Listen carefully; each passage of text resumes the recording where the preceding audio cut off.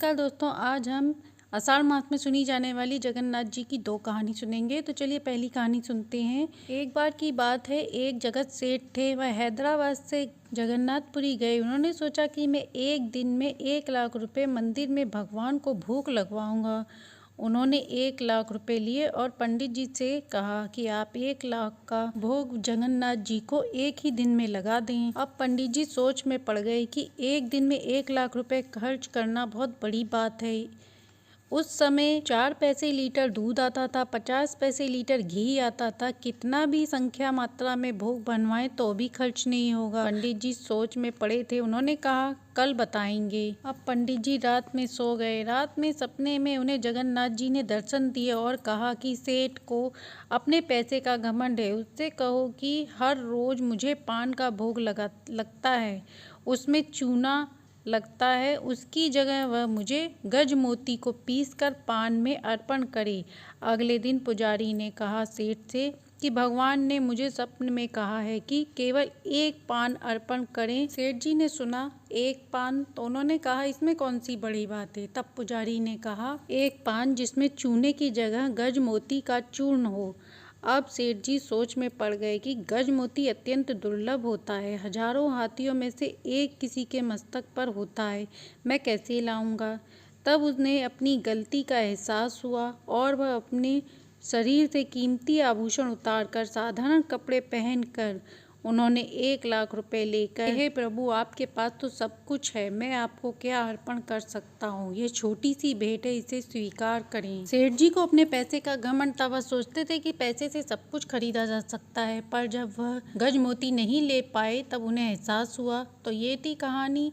अब दूसरी कहानी सुनते हैं। एक ब्राह्मण था, वह अत्यंत दुखी रहता था। उसने लोगों से सुना था कि जगन्नाथ जी यात्रा करने से, उनके दर्शन पूजन करने से सारी मनोकामना पूर्ण होती है, जिससे उसने जगन्नाथ जी का व्रत पूजन का निश्चय किया। वह थोड़े से चावल लेकर दर्शन के लिए चल दिया। जगन्नाथ जी का पता पूछते पूछते यात्रा आरंभ की। यात्रा करते करते कई समय व्यतीत हो गया। सभी ने उस ब्राह्मण के दर्शन किए। जाते हुए प्रार्थना की, हे महाराज हमारे दुखों का निवारण करना, जगन्नाथ जी से प्रार्थना करना।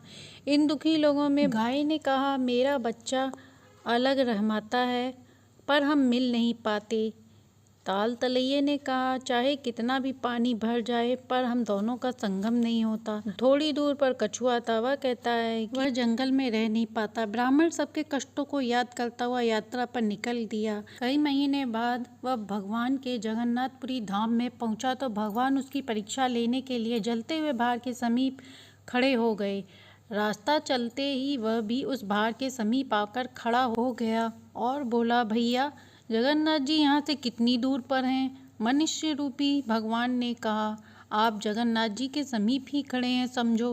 ब्राह्मण ने कहा, भैया तो वह रास्ता बताओ जिससे मैं जगन्नाथ जी के समीप जल्दी पहुँच जाऊँ। भगवान ने जलते हुए भार का मुख दिया और कहा, इस रास्ते से जाने पर शीघ्र ही दर्शन होंगे। ब्राह्मण ने कहा, ये तो आग से जल रहा है। भगवान ने कहा, संसार भी तो अनेक प्रकार के दुखों से जल रहा है, बिना तप किए भगवान को कोई भी नहीं पा सकता।